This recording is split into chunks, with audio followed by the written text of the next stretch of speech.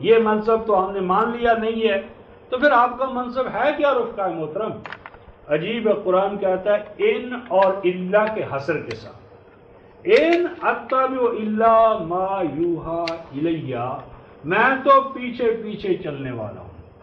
ان اور الا، جس طرح لا الہ کے اندر حصر ہے، اس طرح ان اور الا کے اندر حصر ہے، نہیں ہوں میں مگر پیچھے پیچھے چلتا ہوں اس کے جو میری طرف اللہ وحی کرتے ہیں، وحی کیا جاتا ہے میری جانب۔ اور 6:19 میں فرمایا اوحی الیہ ھذا القرآن، جو چیز بطور وحی مجھے عطا کی گئی ہے وہ تو یہ قرآن ہے، تو میں وحی قرآن کے پیچھے پیچھے چلنے والا ہوں۔ اور میں وحی قرآن کے کیوں پیچھے پیچھے چلتا ہوں؟ انی اخاف ان عصیت ربی عذاب یوم عظیم، کہ اگر میں بھی اللہ کے قرآن کے پیچھے پیچھے چلنے کی بجائے اس کو اپنے پیچھے چلاؤں، اس کے اندر منسوخ کچھ آیات کو کاٹ دوں، کچھ آیات کو اپنی حاکمیت کر لوں، تو ڈرتا ہوں میں اپنے رب کی اس نافرمانی کے نتائج و ثمرات سے کہ بڑے دن کا جو عذاب ہوگا اس سے مجھے کون بچائے۔ تو رسول تو رفقائے محترم ڈرنے والے تھے، اور آج 14ویں صدی کے علماء جو ہے وہ کہتے ہیں صاحب رسول کا تو مقام ہی یہ ہے، وہ رسول ہی کیا کہ جو اللہ کی آیات کے اندر تبدیلی نہ کر سکے۔ تو نعوذ باللہ من ذالک رسول کا مقام یہ سمجھنے والے ہیں، نہ رسول سمجھے نعوذ باللہ من ذالک، نہ خود اللہ سمجھا، کیونکہ اللہ نے کل کے ذریعے حکم دیا کہ آپ اپنی پوزیشن کو واضح کریں۔ پھر فرمایا قُلْ لَوْ شَاءَ اللَّهُ مَا تَلَوْتُهُ عَلَيْكُمْ وَلَا أَدْرَاكُمْ بِهِ، اے لوگوں میں سیلف سپیکنگ نہیں ہوں، سیلف سٹارٹ نہیں ہوں، نبی سیلف سٹارٹ نہیں ہوتا۔ نبی جو ہے وہ اپنے طور پر کلام نہیں کرتا، اس معنی میں کہ بغیر اس کے کہ اللہ کی وحی اس کی طرف آئے اور وہ کسی چیز کو کہہ دے کہ یہ بطور وحی آیا ہے، حالانکہ لم یوحی الیہ شیء اس کی طرف وحی نہ کی گئی ہو۔ تو اے لوگو، اگر اللہ کی مشیت میں نہ ہوتا، یعنی اگر اللہ پہلے سے میری نبوت نہ ٹھہرا چکا ہوتا، 6:124 کی طرف حوالہ ہے، ما تلوتو علیکم، تو مجھے شوق نہیں تھا، مجھے قیادت کا شوق نہیں تھا، مجھے امام الہدیٰ بننے کا شوق نہیں ہے، نہ مجھے مقبول عوام ہونے کا شوق ہے۔ یہ تو جبرن اور قہرن مجھے اللہ نے ایک منصب پر مامور کر دیا اور حکم دیا گیا میں کہ میں تمہارے سامنے اللہ کا یہ پیغام تمہیں پڑھ کر سناؤں۔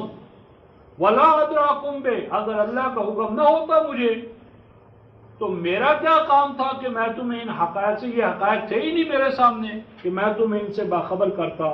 فَقَدْ لَبِثْتُ فِيكُمْ عُمَرًا مِّن قَبْلِ أَفَلَا تَعْقِلُونَ، اس میں فقد لبثت میں دو باتیں، ایک تو ماقبل کے حوالے سے کہ میری سابقہ زندگی دیکھو، کبھی میں نے تمہیں بالبنا وہی کوئی چیز کہی ہو، اور دوسری بات یہ ہے رفقائے محترم کہ اس میں اللہ تعالیٰ نے ہمیں قائد کے انتخاب کا ایک اصول دیا ہے، اور اس اصول کو نظر انداز کرنے کا ہم مار کھا رہے ہیں۔ ہمارے ہاں انتخابات ہوتے ہیں تو ہم کیا کرتے ہیں، ان کے منشور پڑھتے ہیں، اور ان کے جو سہانے خواب انہوں نے کاغذوں کی صورت میں لپیٹ کر مطبوع نقوش کی شکل میں ہمارے سامنے رکھے ہوتے ہیں، ہم ان کے خریدار بن جاتے ہیں، اور ان کی میٹھے خواب اور ان کی میٹھی نیندیں لوریاں جو ہے ان میں ہم سو جاتے ہیں۔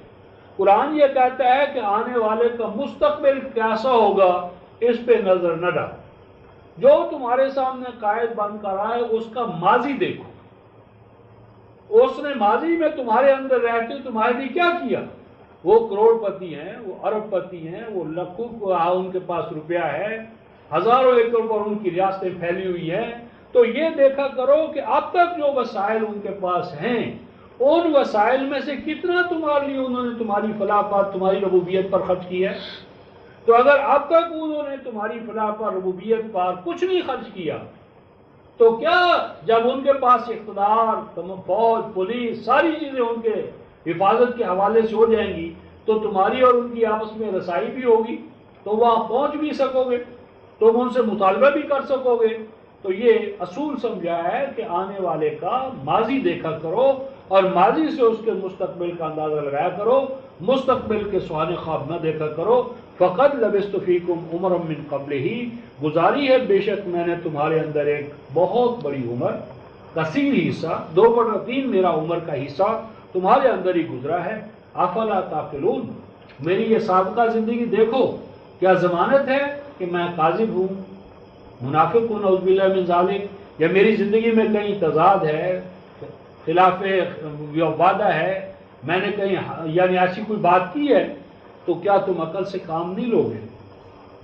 اور آپ فرمایا کہ جو پروگرام اور مشن میں تمہارے سامنے پیش کر رہا ہوں، فمن اظلم ممن افترا علی اللہ کذبا، اس سے بڑھ کر کون ظالم ہو سکتا ہے کہ جو اللہ تعالیٰ کے ذمے گھڑے، اور گھڑے بھی جھوٹ، گھڑن تو، اور جان بوجھ کر وہ گھڑے، اور کذب بآیاتی، یا سچی آیتیں اللہ کی طرف سے اس کے پاس آ جائے اور وہ پھر اس کی تکذیب کرے، یعنی جھوٹ گھڑنے والا بھی ظالم ہے، اور حق جس کے پاس آ جائے وہ اس کی تکذیب کرے تو وہ بھی ظالم ہے۔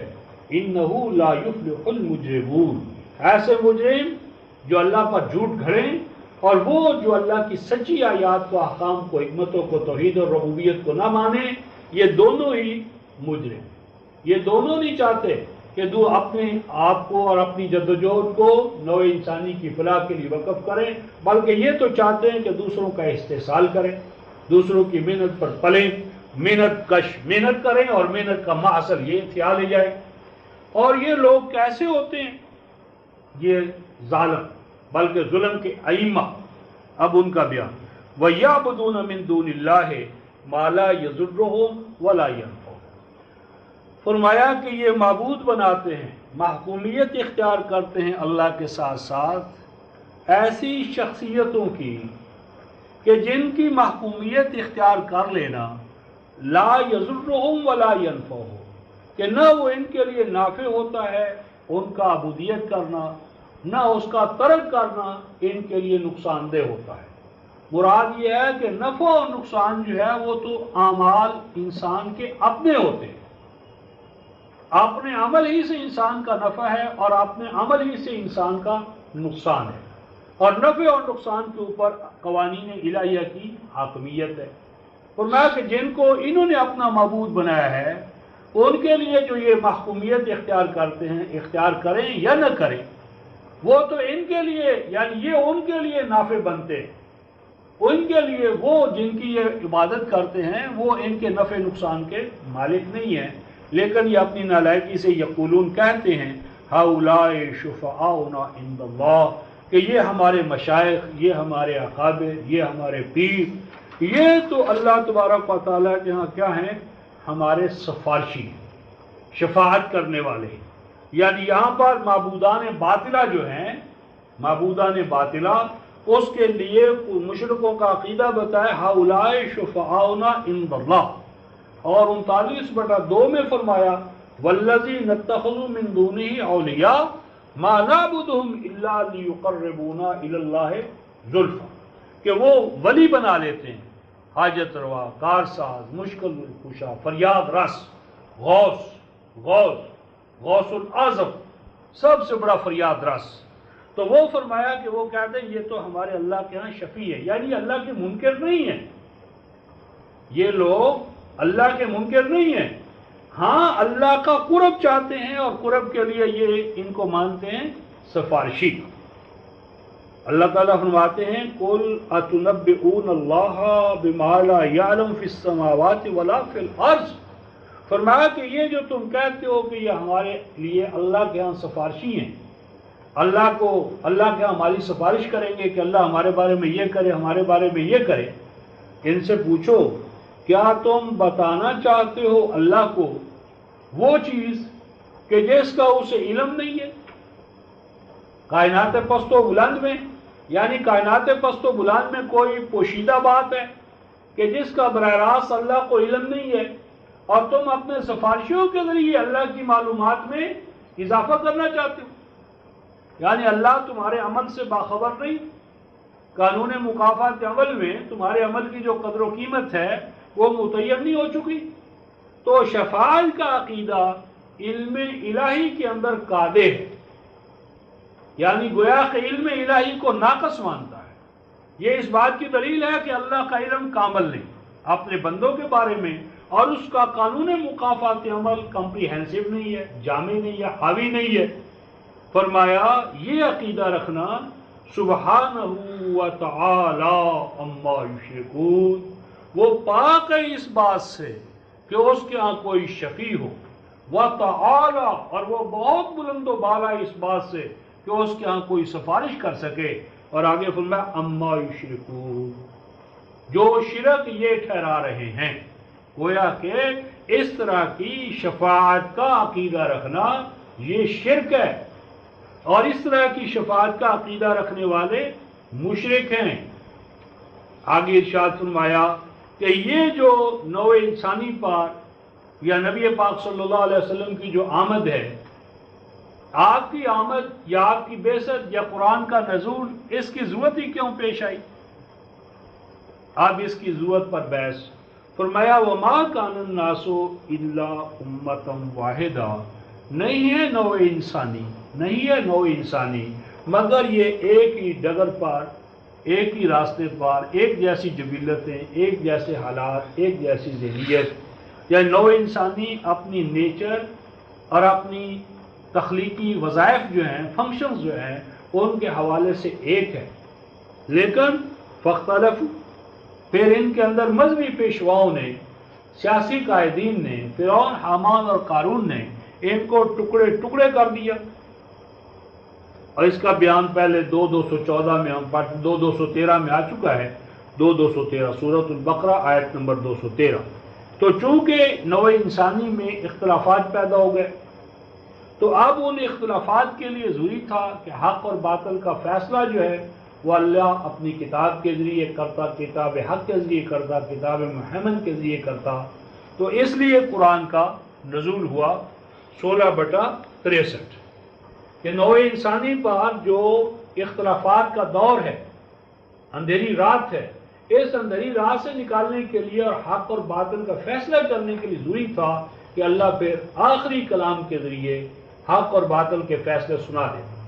تو فرمایا ولولا کلمۃ، اور اگر پہلے سے اللہ کا ایک قانون نہ ٹھہرایا جا چکا ہوتا تیرے رب کی جانب سے، لقضی بینہم، تو پھر اس صورت میں جو ہی کوئی اختلاف کرتا اس کو ساتھ کے ساتھ تباہ کر دیا جاتا، ختم کر دیا جاتا۔ لیکن اس کا قانون یہ ہے کہ اختلاف کرنے پر فوری طور پر سزا نہیں ملے گی، اور بالخصوص ہم نے جو پہلے دیکھا ہے کہ جب اختلافات ہوں گے تو لازم ہوگا کہ اس میں حق اور باطل کا فیصلہ سنایا جائے۔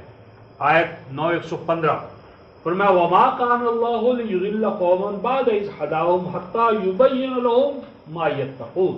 فرمایا کہ جب اختلافات پیدا ہو جائیں تو اختلافات کا حل، اختلافات کو دور کرنا یا اختلافات کا وجود اس امر کو لازم ٹھہراتا ہے کہ اللہ وحی جدید کے ذریعے اس کے بارے میں فیصلہ فرمائے کہ حق کیا ہے اور باطل کیا ہے۔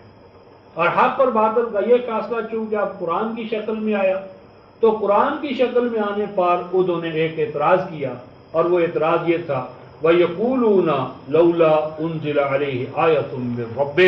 فرمایا کہ وہ کہنے لگے کہ اگر واقعی یہ قرآن فیصلہ کن انداز میں ہمارے پاس آ گیا ہے تو ایسا کیوں نہ ہوا کہ جو قرآن لے کر آیا ہے اس کے پاس قرآن کی حقانیت کے لیے کوئی محسوس معجزہ، جس طرح انہوں نے اپنے نبیوں کے بارے میں شعبدے، کرامتیں، معجزے گھڑ رکھے ہیں، تو اس طرح کو کوئی محسوس اور بڑی معجزہ رسول کو کیوں نہیں عطا کیا گیا؟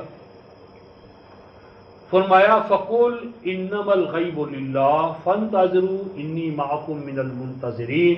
فرمایا کہ ان سے کہو کہ یہ جو تم کہتے ہو کہ ہم حق کو تب قبول کریں گے جب اس کو سار کی آنکھوں سے دیکھیں، اس کے غلبے کا کوئی نشان، تو فرمایا کہ غلبے کا نشان مستقبل سے تعلق رکھتا ہے، اور وہ ہے غلبہ اسلام، غلبہ قرآن۔ اس کے لیے اسی سورہ میں بیان آئے گا کہ ہم آہستہ آہستہ ان سے اقتدار چھینتے چلے جائیں گے، آہستہ آہستہ، اور اسلام جو ہے یا قرآن جو ہے اس کی قدریں آہستہ آہستہ غالب ہوتی چلی جائیں گی، اور ان کا جو نشان دیکھنے کا عمل ہے، ان سے پوچھو کہ وہ غلبہ کہاں گیا تمہارا؟ تو یہ جو غیب ہے غیب سے مراد یہاں پر ہے غلبہ اسلام، غلبہ قرآن جو اقدار وحی کی بنیاد پر ہونا تھا، اور کفر کی مغلوبیت۔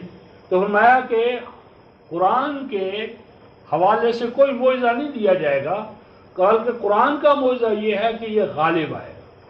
یہ ایک فرد واحد جو دعوت لے کر کھڑا ہے، اور ایک محدود مستضعفین کی جماعت جس نظام کو لے کر اٹھی ہے، تو سار کی آنکھوں سے دیکھو گے کہ وہ نظام غالب آ رہا ہے اور تمہارا لاؤ لشکر مغلوب ہو رہا ہے۔ فرمایا کہ تمہاری نشان ہے فی فئتین التقطا فئۃ تقاتل فی سبیل اللہ واخری کافرہ یرونہم مثلیہم رأی العین، اور فرمایا ثم یغلبون۔ تو یہاں پر رسول نے یا اللہ کے حکم سے غلبہ اسلام کے لیے کسی معجزے کی بات نہیں کی، ہمیں کسی حصی یا معجزے کی ضرورت نہیں ہے۔ غلبہ قرآن، غلبہ قرآن ہوگا سنت اللہ کے نتیجے میں، اور سنت اللہ ایک دائمی چیز ہے، دوامی چیز ہے، عالمگیر چیز ہے۔ تو قرآن معجزوں کا محتاج نہیں، قرآن اللہ کی عالمگیر سنت پر آگے بڑھنے کا قائل ہے، اور قرآن آگے بڑھ رہا ہے۔ اگرچہ یہ الگ بات ہے کہ قرآن کا نام لینے والے پیچھے رہ رہے ہیں بوجہ اس کے کہ انہوں نے قرآن کو پس پش ڈال دیا ہے۔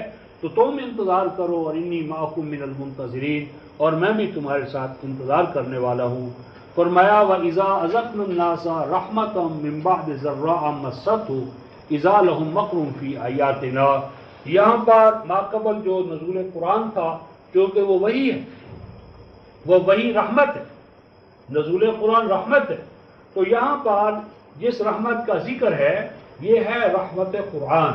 فرمایا کہ جب ہم انسانوں کو اپنی رحمت کا مزہ چکھا رہے ہیں، رحمت قرآن ننزل من القرآن ما ہوا شفا، تو جب ہم انسانوں کو اپنی رحمت قرآن اس کے مختلف پہلوؤں کی چاشنی یا اس کی آبیاری یا اس کی نتیجہ خیزی اس سے بہرایاب کرنا چاہتے ہیں، بعد ذرہ مست ہو، ان مشکلات کے بعد جو نظام اقدار وحی کو پامال کرنے کی وجہ سے انسان کو پہنچ چکی ہے، یعنی انسان کا دشمن ہو چکا ہے، انسان ایک دوسرے کو عدو ہو چکا ہے، حسد ہے، رقابت ہے، اور کتاب اللہ کو پس پش ڈالنے کی مشکلات ہی مشکلات ہیں۔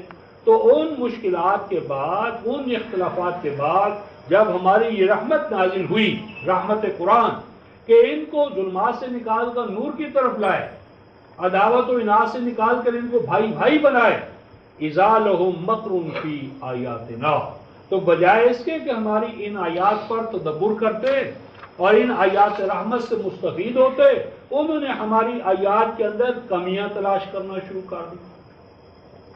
یسعون فی آیاتنا معاجزین، تو اب ان کا طرز عمل یہ ہو گیا کہ کسی طرح اللہ کی آیات کو ناقص ثابت کر دیں، ناتمام ثابت کر دیں، ادھورا ثابت کریں۔ قل اللہ اسرع مکرا، تو یہ ترجمہ غلط ہے کہ اللہ بہت جلد ہے مکر بازی میں، نعوذ باللہ من ذالک۔ یہاں بھی مکر کے مقابلے میں مکر مشاقلہ، من باب مشاقلہ جو بار بار آ چکا ہے، سبنی فسبقتہ، فرمایا کہ ان کی سازشیں یہ ہیں کہ ہماری آیات کو ناقص و ناتمام ثابت کریں، اور ہماری تدابیر، ہم ان کی ان منفی تدابیر کو مثبت تدابیر کے ذریعے ناکام کریں گے کہ ہماری آیات کا نور جو ہے، روشنی جو ہے، نفع بخش اور فیض رسانی جو ہے، وہ بہت جلد سامنے آئے گی۔ ان رسلنا یکتبون ما تمکرون، ان رسلنا کے دو معنی ہیں، ایک تو عام طور پر ہمارے مثلا صاحب مفہوم القرآن نے رسلنا سے مراد کائناتی قوتوں کو لیا ہے، اور مراد یہ ہے کہ قانون مکافات عمل، وہ جو ہے وہ ہمارے کائناتی قوتیں، ہماری بھیجی ہوئی قوتیں، وہ ان تمام اعمال کو نتیجہ خیز کریں گی۔ اور میں اسے سمجھتا ہوں کہ رسل جو ہے، نبی پاک صلی اللہ علیہ وسلم پر نبوت ختم ہوئی ہے، رسالت ختم نہیں ہوئی، بہی معنی کہ کار رسالت تو تا قیام قیامت جاری رہے گا۔ یہاں رسلنا سے مراد وہ اصحاب بھی ہو سکتے ہیں کہ جو نبی پاک صلی اللہ علیہ وسلم کی تربیت سے فرائض رسالت کو ادا کرنے کے اہل ہو گئے۔ فرمایا کہ ان کا توڑ یہ ہے کہ وہ افراد کہ جن کو کہ اللہ تبارک و تعالیٰ کے رسول نے اپنے اس نظام کے توسط سے جو اللہ نے اسے عطا کیا، جنہوں نے تربیت یہ لے لی ہے، تو وہ ہمارے رسول یکتبون ما تمکرون، ان کے پاس ریکارڈ ہے کہ کون کون سرکشی میں دیوانہ وار آگے بڑھ رہا ہے، کون کیا کر رہا ہے۔ یعنی مراد یہاں پر یہ ہے کہ انقلابی جماعت، انقلاب برپا کرنے والی جماعت، اس کا یہ فریضہ ہے کہ وہ اپنی اپوزیشن میں کھڑے ہونے والی جماعت کے اعمال کا ریکارڈ رکھے، ان کی حرکات و سکنات سے باخبر ہو، ان کے اپس اینڈ ڈاؤنز پر ان کی نگاہ ہو، انہیں پتہ ہو کہ کہاں سے ان کے نظام کو گزان پہنچانے کے لیے کیا کیا تدابیر اختیار کی جا رہی ہیں۔ تو ہماری کائناتی قوتیں ہی نہیں، ہمارا انسانی دنیا کے اندر جو انقلاب لانے والا ہراول دستہ ہے وہ پیدا ہو چکا ہے، اور وہ ان اعمال کو جو تخریبی اعمال ہیں ان کا ریکارڈ رکھ رہا ہے، اور وہ ان سازشوں کا جواب دینے کے لیے آہستہ آہستہ تیار ہو رہا ہے۔ اور وہ اللہ کون سا ہے کہ جس کا نظام ربوبیت انسانی دنیا میں آنا مطلوب ہے۔ تو اس کے دو شیڈز پہلے ہم دیکھ چکے ہیں، آیت نمبر 5 میں، آیت نمبر 6 اور 7 میں۔ اب ایک اور شیڈ ہمارے سامنے آیا، هُوَ الَّذِي يُسَيِّرُكُمْ فِي الْبَرِّ وَالْبَحْرِ، فرمایا کہ اے لوگو، نظام ربوبیت کی ایک دلیل یہ دیکھو، کیا تم نے کبھی خشکی میں اور تری میں، کبھی کشتیوں پر یا سواریوں پر سفر کرتے نہیں دیکھا اپنے آپ کو؟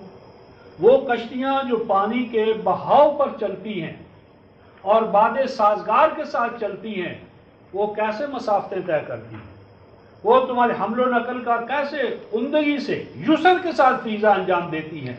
اور وہ کشتیاں جو باد سازگار کی بجائے باد مخالف میں اور پانی کے بہاؤ کی بجائے پانی کے چڑھاؤ پر جن کو چلنا پڑتا ہے، کبھی ان کا اندازہ لگایا؟ تو اللہ کا نظام ربوبیت بھی یوں ہی سمجھو کہ یہ گویا کہ پانی کے بہاؤ پر اپنی کشتیاں چلانا ہے اور باد سازگار کے ساتھ اپنے آپ کو سازگار کرنا ہے۔ تو فرمایا کہ یہ نظام ربوبیت اس ذات کا عطا کرتا ہے کہ جو تمہیں چلنے کے مواقع سواریاں عطا فرماتا ہے، خشکیوں میں بھی اور تریوں میں بھی۔ اور اس میں سبق یہ ہے کہ نظام ربوبیت کے ساتھ سازگاری ایسا ہی ہے کہ جس طرح پانی کے بہاؤ پر چلنا، اور اس کی مخالفت ایسی جس طرح پانی کے چڑھاؤ پر چلنا۔ اور مزید برآں تمہارا یہ بھی تو آنکھوں دیکھا حال ہے، حتیٰ اذا کنتم فی الفلک، یہاں تک کہ جب تم کشتیوں میں سوار ہو جاتے ہو، وجرینا بہم بریح طیبہ، اور ہماری وہ کشتیاں تمہیں لے کر رواں دواں ہو جاتی ہیں، بریح طیبہ۔ عجیب بات ہے، بریح طیبہ، طیبہ ہمارے ہاں تو طیب کا مفہوم شرعی ہو گیا ہے، یعنی شرعی طور پر پاکیزگی، کبھی پگڑیوں میں، کبھی پاجاموں میں، کبھی استنجوں میں۔ تو قرآن یہاں ریح کو رفتان ہوتا ہوں طیبہ کہتا ہے، طیبہ، ہوا طیب، تو کیا ہوا؟ باد سازگار، باد سازگار، وہ ہوا جو کشتی کو، بادبانی جہازوں کو ہانکتی ہوئی، دھکیلتی ہوئی ان کی منزل مراد کی طرف لیے چلی جاتی ہے۔ تو باد سازگار، فارغو بہا، تو اس وقت وہ بڑی خوشی کا اظہار کرتے ہیں کہ بہت اچھا ہوا، باد سازگار ہمیں مل گئی، جاءتھا ریح عاصف۔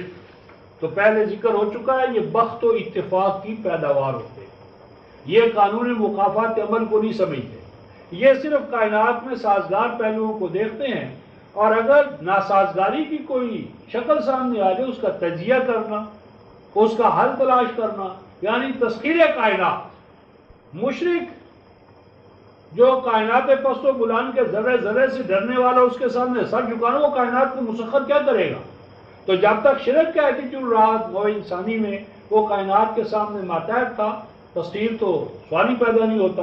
وَجَاءَتْهَا رِيحٌ عَاصِفٌ وَجَاءَ الْمَوْجُ مِنْ كُلِّ مَكَانٍ، تو میں کہ جب پھر باد سازگار کی بجائے کوئی بہت بڑا جھکڑ آ جاتا ہے، طوفان آ جاتا ہے، اور پھر جاء الموج من کل مکان، اس طوفان باد و باران سے ہر طرف سے موجیں اٹھتی ہیں، وَظَنُّوا أَنَّهُمْ أُحِيطَ بِهِمْ، اور وہ یقین کر لیتے ہیں کہ اب ہم گھیرے گئے۔ اس وقت بجائے اس کے کہ وہ اس عمل کا جائزہ لیتے کہ یہ کیوں ہو گیا، موسم میں کیا تغیر آیا، کیا تبدیلی آئی، پیشگی ہمیں کیا اس کی پیش بینی کرنا چاہیے تھی، اس وقت وہ سرنڈر کر دیتے دعوا اللہ مخلصین لہ الدین، تو فوراً وہ اپنے حاجت رواؤں کو، مشکل کشاؤں کو بھول جاتے تھے اور کہتے تھے اللہ تو ہمیں اس سے بچا لے۔ تو وہ تو مشرک تھے رفقائے محترم 1400 سال پہلے والے، اور ہمارے تو نام نہاد کلمہ کو ایسے مقامات پر بھی اللہ کو یاد نہیں کرتے، جس طرح میں پہلے بتاتا تھا، تو وہ کہتے ہیں کیا بہاء الحق میرا بیڑا تھا، معید الدین چشتی پار کر کشتی۔ تو یعنی یہ دور حاضر کے مشرک جو ہیں ان مشرکوں سے بھی آگے کہ ان مقامات پر، ان اوقات میں بھی انہیں اللہ یاد نہیں آتا۔ لئن انجیتنا من ہذہ لنکونن من الشاکرین، ان کی طفلانہ ذہنیت کا اظہار ہے۔ فرمایا کہ جب ان کو اس مشکل سے، کٹھنائی سے، صورتحال سے نجات مل جاتی تھی تو وہ کہتے تھے تو ہم ہو جائیں گے، اگر ہمیں اس سے نجات مل گئی تو ہم ہو جائیں گے تیرے شکر گزار، تیری توحید کو قبول کریں گے زندگی بھر کے لیے، اور ان حاجت رواؤں مشکل چون ٹھاکروں سے اپنا تعلق توڑ لیں گے۔ فلما انجاہم، اور جو ہی ان کو پھر اس صورتحال سے نجات ملتی تھی، اذا ہم یبغون فی الارض بغیر الحق، تو پھر وہی باغیانہ طرز عمل اختیار کر لیتے تھے زمین میں۔ اور باغیانہ طرز عمل کیا تھا کہ اللہ کا حق، یعنی حق توحید، حق ربوبیت، پھر اس کا وہ انکار کرنے پر آ جاتے تھے۔ مراد یہ ہے کہ مشرک کا ایٹیٹیوڈ، کیریکٹر، اس میں کوئی دوام اور استقرار نہیں ہوتا، وہ ہمیشہ ڈاواڈول رہتا ہے، وہ حالات کے تحت بخت و اتفاق کا قائل ہوتا ہے، نہ تو تجزیاتی ذہن ہوتا ہے، نہ کاز اینڈ ایفیکٹ کو وہ مانتا ہے، بلکہ ہر حادثے پر ایک نیا تاثر، اور ہر صورت کے اندر ڈھہ جانے والا، گر جانے والا، موقع محل کے مطابق ڈھل جانے والا۔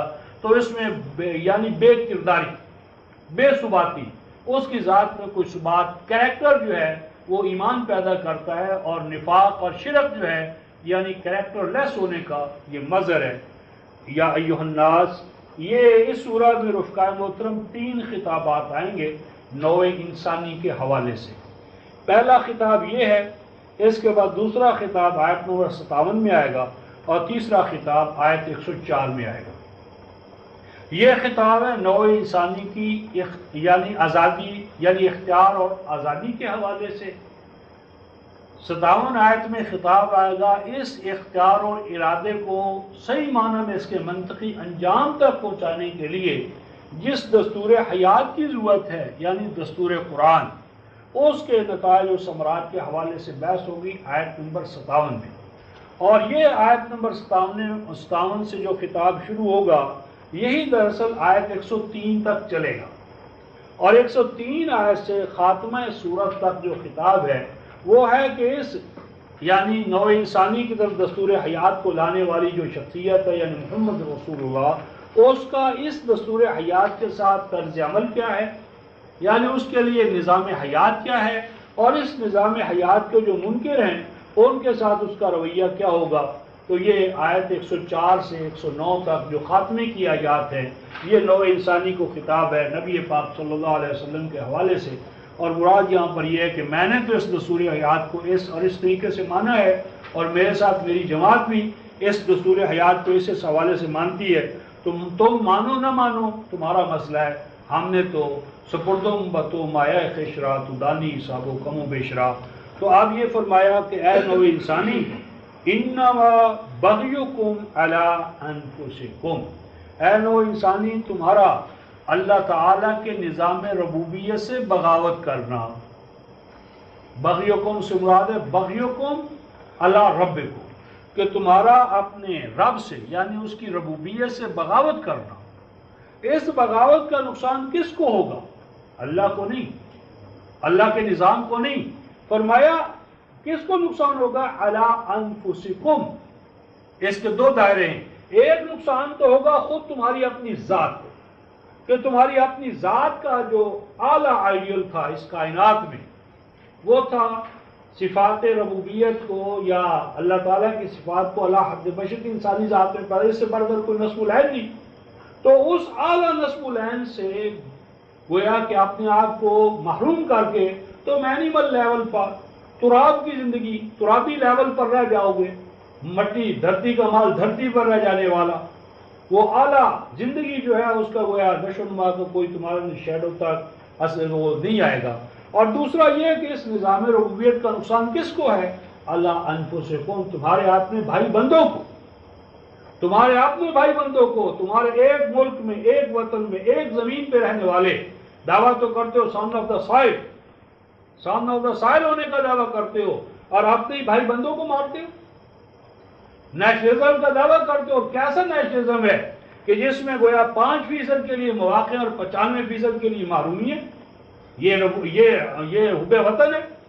تو فرمایا کہ اس نظام ربوبیت سے نہ صرف تمہاری انسانی ذات تباہ و برباد ہوگی، مزید برآں یہ کہ تمہارے اپنے ہی بھائی بندوں کو روند رہے ہو۔ تو اللہ جس نظام کے لیے تمہیں کہہ رہا ہے اس کا کوئی ذاتی مفاد نہیں ہے، اس کا نفع خود تمہاری ذات کو ہوگا اور تمہارے بھائی بندوں کو ہوگا۔ متاع الحیات الدنیا، تم اگر اس اعلیٰ نظام ربوبیت کا انکار کر دو گے تو بھی اس انکار سے اللہ ایسا نہیں کرے گا کہ اینیمل لائف کے جو مفادات ہیں، منافع ہیں، کہ جو تمہاری اپنی جدوجہد سے مرتب ہوں گے 17/19، وہ اللہ اس کو دینے سے تمہیں محروم کر دیں۔ تو جدوجہد تمہاری جو اینیمل لائف پر ہوگی اس کے نتائج و ثمرات یعنی حیات دنیا اور اس کا ساز و سامان، فروتر زندگی، الحیات دنیا کا معنی ہے فروتر زندگی، لوئر زندگی یعنی اینیمل لائف، تو اینیمل لائف کا ساز و سامان تو تمہیں ملتا رہے گا۔ ثم الینا مرجعکم، لیکن اس پر بھی ہمارے قانون مکافات عمل پر مکافات عمل کا غلبہ ہوگا۔ فننبئکم بما کنتم تعملون، اور ہمارا وہ مکافات عمل کا قانون جو ہے وہ تمہیں بتاتا رہے گا کہ تمہارے اعمال کی قدر و قیمت کیا ہے۔ فرمایا کہ یہ اینیمل لائف ہے کیا؟ اس اینیمل لائف کو ایک مثال کے لیے سمجھو۔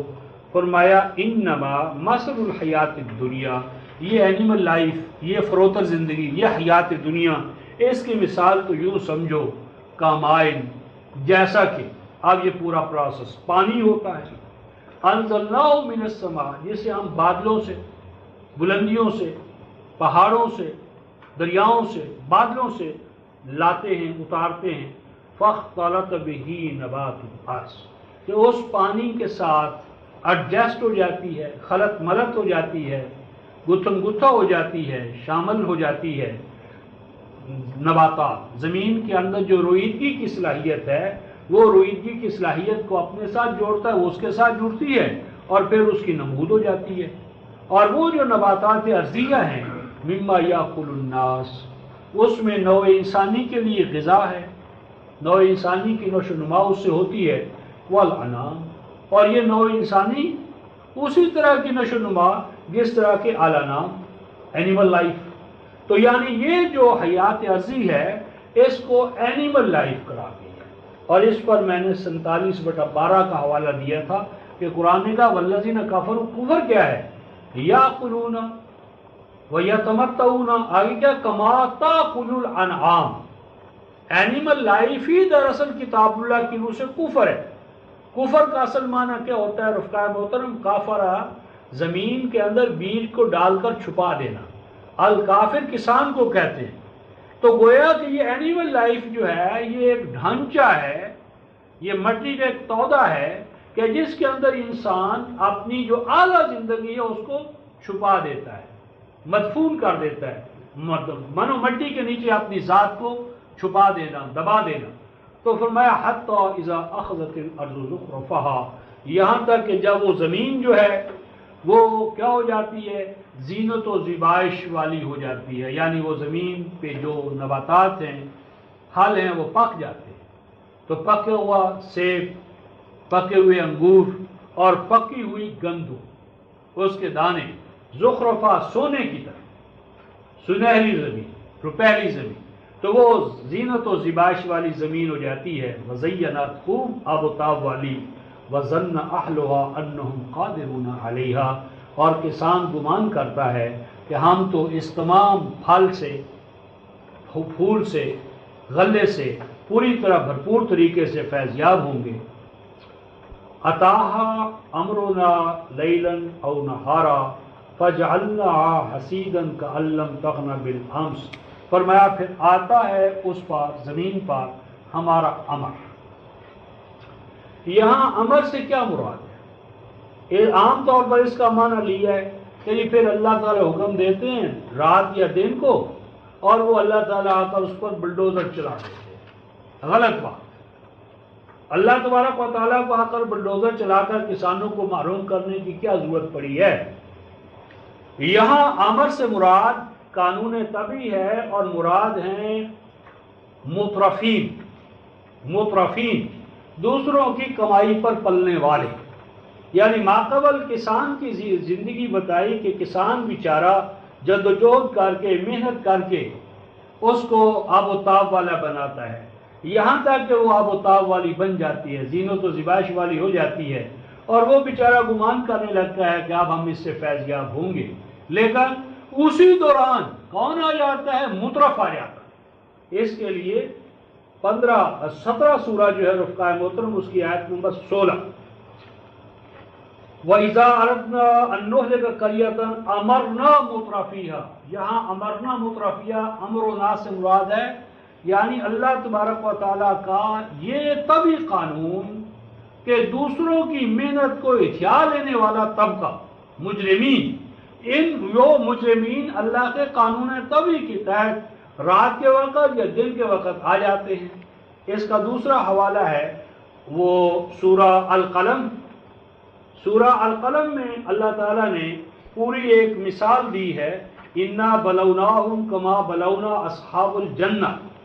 یہ 68 سورہ جو ہے اس کی آیت نمبر 17 سے لے کر آیت نمبر 32 تک، تو یہ پورے 2 حوالے میں نے دیے، اس لیے کہ یہاں تمام مترجمین نے بما صاحب مفہوم القرآن نے بھی بات کو کچھ اور کر دی ہے کہ یہ اللہ تعالیٰ کا امر آ جاتا ہے اور وہ راتوں رات اس طرح کھیت ہو جاتے ہیں گویا کہ کل آباد ہی نہ تھے۔ تو یہاں امر سے مراد امر تقوین، امر طبعی، امر مترفین ہے، کہ فرمایا کہ وہ محنت کش کی محنت کو اتھانے کے لیے، پھر محنت کش کی محنت کو اتھانے کے لیے مترف آ جاتے ہیں لیل، رات کے وقت، تاکہ ان کے اوپر کوئی مسکین آ ہی نہ سکے کہ ان کو کچھ دینا پڑ جائے۔ اللہ یدخلن علینا، نہ آنے پائے تمہارے اوپر کوئی محتاج حاجت مند کہ شرما شرمی اس کو کچھ دینا پڑ جائے۔ تو پھر وہ لوگ کہ جو اس حد تک بخیل اور کنجوس ہوتے ہیں دوسروں کی محنت کو اتھانے والے، کہ وہ یہ بھی روادار نہیں کہ کوئی بیچارہ ان کے سامنے آ جائے کہ اس کو دینا پڑے، یا پھر طاقت میں جو مست ہوتے ہیں وہ دن کے وقت آ جاتے ہیں۔ فَجْعَلْنَاهَا، یہاں جعلنا بمانا تقوین، تو پھر نتیجہ کیا نکلتا ہے؟ فرمایا پاتے ہیں ہم اس کو، وہ جب وہ اتھیا لینے والے آتے ہیں تو وہ اس طرح بلڈوزر چلا کر چلے جاتے ہیں، پتے تک کاٹ لے جاتے ہیں کہ بیچارے مزارے ہاری وہ اس سے قتل کچھ فائدہ نہ اٹھا سکیں۔ کَأَن لَّمْ تَغْنَ بِالْأَمْسِ، اور وہ کھیت کھلیان بھرے ہوئے تھے، لیکن جب سرمایہ دار وہاں سے گزرتا ہے تو یوں کر کے چٹیل میدان بنا جاتا ہے کہ جب کسان ہاری آتا ہے تو پتہ چلتا ہے کہ یہاں تو کچھ بھی نہیں تھا۔ کذالک نفصل الآیات لقوم یتفکرون، فرمایا کہ اس طرح ہم نظام سرمایہ داریت اور نظام ربوبیت کے بارے میں جو احکام ہیں ان کو کھول کھول کر بیان کر رہے ہیں، تاکہ تفکر کرنے والی قوم جو ہے وہ اس سے فیض یاب ہو کہ نظام ربوبیت درکار ہے تمہیں یا نظام سرمایہ داریت درکار ہے۔ اور سنو، واللہ یدعو الی دار السلام، یہ تو ہے مترفین کا دار، مترفین کا دار۔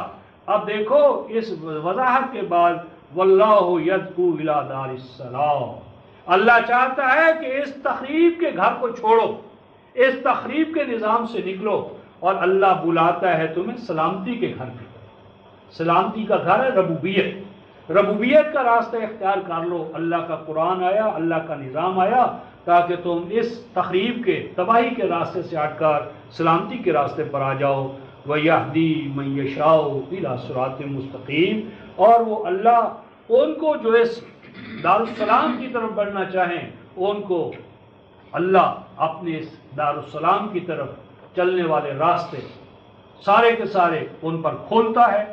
سورہ المائدہ آیت نمبر 15-16، للذین احسنوا الحسنى وزیادہ. دارالسلام کا قانون کیا ہوگا؟ دارالسلام کا قانون للذین احسنوا الحسنى وزیادہ. فرمایا کہ جو دوسروں کے اندر حسن پیدا کریں گے، للذین احسنوا، جو نظام ربوبیت کو اپنا کر دوسروں میں حسن پیدا کریں گے، الحسنى، حل جزاء الاحسان الا الاحسان. کیا معنی؟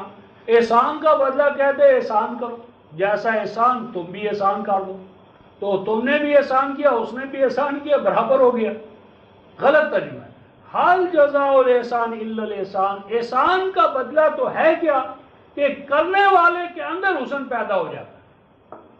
للذین احسنوا الحسنى، فرمایا کہ جو حسن پیدا کریں گے، دوسروں کی ذات میں حسن پیدا کرنے والا، سماج میں پیدا کرنے والا، کائنات میں حسن پیدا کرنے والا، الحسنى، دوسروں میں پیدا کرنے سے پہلے وہ اپنی ذات میں حسن پیدا کر لے.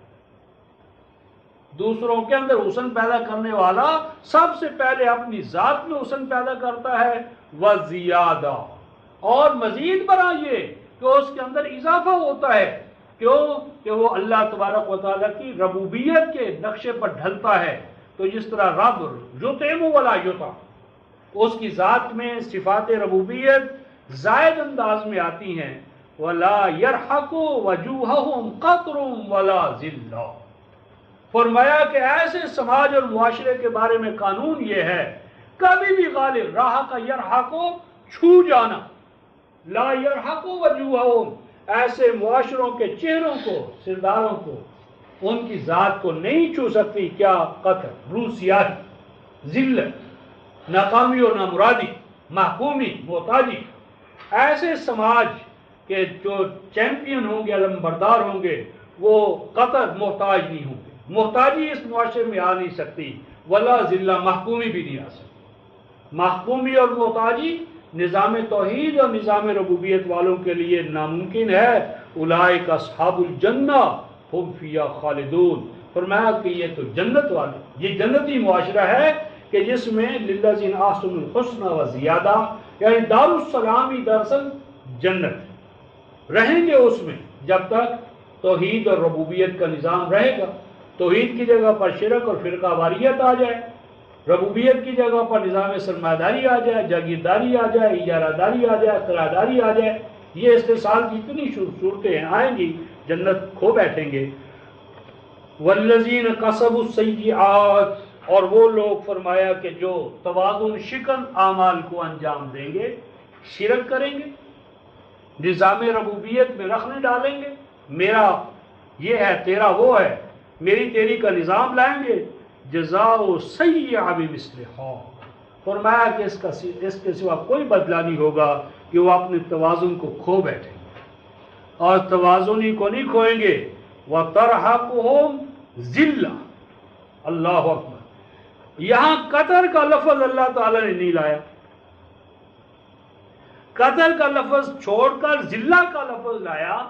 یعنی ہو سکتا ہے کہ وہ کنگال نہ ہو، محتاج نہ ہو، لیکن ہوں گے ذلیل. ذلت و رسوائی سے نہیں بچ سکتے. ان کا ارب پتی بھی ہوگا تو دوسروں کے سامنے بے حیثیت. اس کے اندر کوئی ذاتی استقلال نہیں ہوگا، آزادی نہیں ہوگی، حریت نہیں ہوگی، اس کے اندر اپنا کچھ نہیں ہوگا. کروڑ پتی بھی ہوگا تو ان کے ایک ادنیٰ ترین امریکی کے سامنے بے دست و پا. یہاں کا صدر بھی ہوگا تو ان کے ایک معمولی ڈائریکٹر کے سامنے بے حیثیت. فرمایا کیا ہوگا؟ ترحقہم ذلہ، محکومی، غلامی، ڈیپینڈنس، یہ ان کو گھیر لے گی. ما لہم من اللہ من عاصم، اللہ کے نظام ربوبیت کے سوا انہیں کہیں پناہ گاہ نہیں مل سکتی.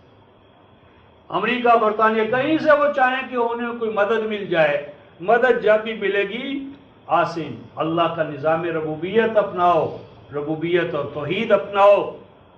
کأنما اغشیت وجوہہم قطعا من اللیل مسلما. فرمایا کہ اس نظام ربوبیت کو چھوڑ دینے کی وجہ سے چہروں کا ان کا میک اپ تو دیکھو تو بڑے میک اپ والے آب و تاب والے چہرے نظر آتے ہیں، لیکن جب حاکموں کے سامنے جاتے ہیں نا، اصل حاکم کے سامنے، یہ میک اپ سارے دھرے کا دھرا رہ جاتا ہے۔ فرمایا کأنما گویا کہ اغشیت وجوہہم چھا گیا ان کے بڑے بڑے چہروں پر، کیا چھا گیا؟ قطعا من اللیل، رات کی ظلمت، رات کی ظلمت، دو مفہوم ہے اس میں۔ جس طرح رات کے اندر حق اور باطل کا امتیاز مشکل ہوتا ہے، تاریکی میں حق اور باطل کا فیصلہ نہیں ہو پاتا، غلام قوموں کے اندر بصیرت نہیں رہتی۔ غلام قوموں کے اندر دوسروں سے جو اپنی روٹی پوری کریں گے ان میں بصیرت کہاں ہوگی، ان میں اختیار ارادہ کہاں ہوگا، وہ حق اور باطل کا فیصلہ کیا کر پائیں گے؟ قرآن نے کہا قطعا من اللیل، ان کے اندر نور بصیرت نہیں، آزاد قوموں کے اندر۔ اسی لیے فرمایا کہ اگر حافظ قرآن بھی ہو از غلامہ لذت ایمان مجو، گرچہ باشد حافظ قرآن مجو، تو غلام ہے، تو غلام کے اندر اختیار و ارادہ اور بصیرت۔ فرمایا کہ ان کے اندر قطعا من اللیل، فرمایا رات کی ظلمت۔ اوہو، آگے قرآن نے کہا رفقائے محترم مظلمہ، رات کی وہ ظلمت جو دن کو بھی ان کا پیچھا نہیں چھوڑتی، دن بھی ان کا نور سے محروم ہوتا ہے، دن بھی اسی ظلمت کے سائے میں۔ اولئک اصحاب النار ہم فیہا خالدون، فرمایا کہ یہ کون ہیں؟ یہی تو ہیں اصحاب النار، جہنمی، یعنی حریت و استقلال سے محروم، غلامی اور محکومی اور محتاجی کے چیمپئن۔ ہم فیہا خالدون، جب تک یہ اس حال میں رہیں گے یہ اسی طرح چلیں گے۔ وَيَوْمَ نَحْشُرُهُمْ جَمِيعًا، فرمایا کہ پھر ان کے سامنے کیفیت یہ بھی بیان کرو کہ جب ہم انہیں اکٹھا کرتے ہیں قانون مکافات عمل کے حوالے سے، اور اصل بات یہاں پر یہ ہے کہ ماقبل بعث تھی نظام ربوبیت، اور دو جماعتیں تھیں، ایک نظام ربوبیت کی چیمپئن جس کو میں نے اوپر بیان کیا تھا ان رسلنا یکتبون ما تمکرون، تو ایک وہ جماعت تھی، ایک یہ جماعت ہے۔ ان کا لازم ہے کہ ٹکراؤ اور تصادم ہو، ٹکراؤ اور تصادم ہو۔ یہ ٹکراؤ اور تصادم کی کیفیت جو ہے، جو حیات عرضی میں ہوگی، جس کو کہ سورہ الحشر میں اول الحشر قرآن نے خود بیان کی ہے، اصل میں اس کا اطلاق اس پر ہے، لیکن بعضوں یہاں بھی بعض ہمارے صاحب مفاہیم نے بھی اس کو دوسرے حوالے سے، تو میں اس کو حیات عرضی کے اندر جو ٹکراؤ اور تصادم ہے اہل حق اور اہل باطل کا، اس پر اس کا اول اطلاق سمجھتا ہوں۔ تو فرمایا کہ جب ہم جماعت حق کو میدان عمل میں لائیں گے، یعنی وہ انقلابی جماعت جب اپنے زور عمل سے، زور انقلاب سے سامنے آئے گی، جمیعاً ان کو بھی اور اہل حق کو بھی، ان دونوں کا اکٹھ ہوگا، تو ثم نقول للذین اشرکوا، تو اس شرک میں پلے ہوئے، توحید کی بجائے شرک اور ربوبیت کی بجائے میری تیری کا غلامی اور آقائی کا نظام جن نے برپا کیا تھا، ان سے ہم زبان حال سے کہیں گے، فرمایا تم اپنی حیثیت کا جائزہ لے لو، مکانکم، اپنی حیثیت کا جائزہ لو، اپنا بھی اور اپنے شریکوں کا بھی، لات، عزا، منات، حبل، مجاور، ٹھاکر جو تم نے قائم کیے تھے، فَزَيَّلْنَا بَيْنَهُمْ، تو ہم دیکھیں گے کہ ان کے اور ان کے مابین بہت ویجز، یعنی بہت اناد پیدا ہو چکا ہوگا، آہستہ آہستہ یہ ان کو چھوڑ چکے ہوں گے۔ وَقَالَ شُرَكَاؤُهُمْ، اور ان کے جو بڑے بڑے قائدین ہوں گے، ائمہ ہوں گے، پیشوا ہوں گے، وہ خود بھی کہہ اٹھیں گے مَا كُنْتُمْ إِيَّانَا تَعْبُدُونَ، کہ نہ تھے تم ہمارے قانون پہ چلنے والے۔ تو اگر اس دوسرے معنی میں لے تو یہ کہیں گے کہ تم کہتے تھے کہ ہم تمہارا قانون، ہمارا قانون کہا تھا، جیسے تمہارا یعنی رائے ہوتی تھی، جیسے تمہاری آواز ہوتی تھی، تمہاری آواز اور رائے کو سمجھ کر ہم تمہیں ایک اشارہ سجیشن کرتے تھے، تم اسے مان لیتے تھے۔ ہماری عبادت کب تھی؟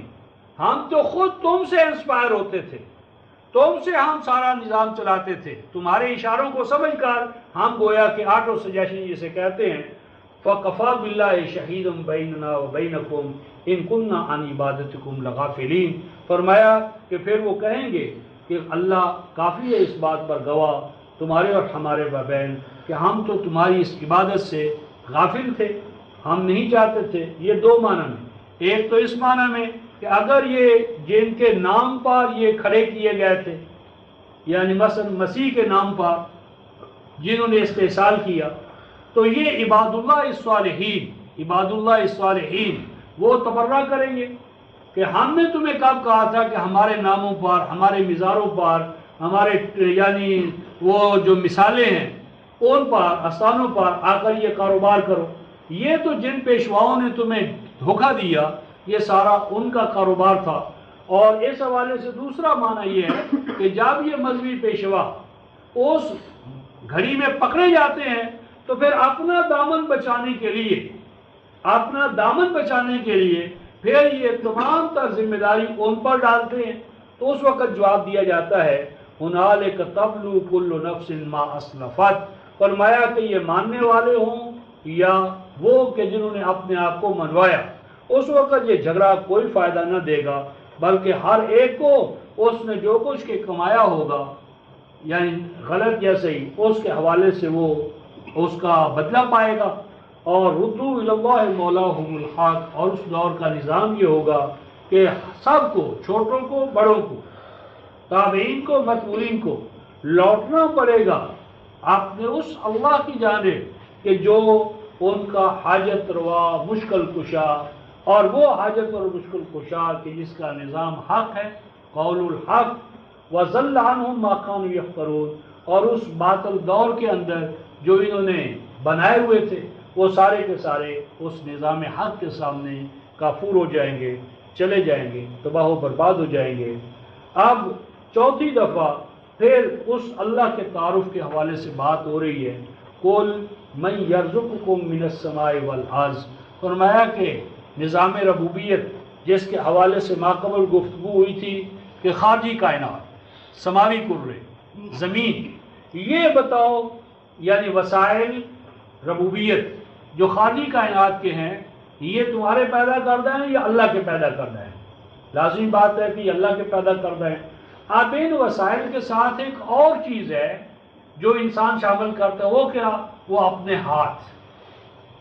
ہاتھ، یعنی اپنا ذہنی صلاحیتیں، اور ذہنی صلاحیتیں، ہاتھ پاؤں کا عمل، اور یہ شامل کر کے وہ کہتا ہے کہ یہ تو بھئی میرے ہاتھ پاؤں کی محنت ہے، یہ میرا ٹیکنیکل نو ہاؤ ہے، یہ میری ذاتی جدوجہد ہے، تو اس جدوجہد کے نتیجے میں جو کچھ مجھے ملا ہے میں اس کو دوسروں کو کیوں دوں، دوسروں کو اس میں کیوں شریک کروں؟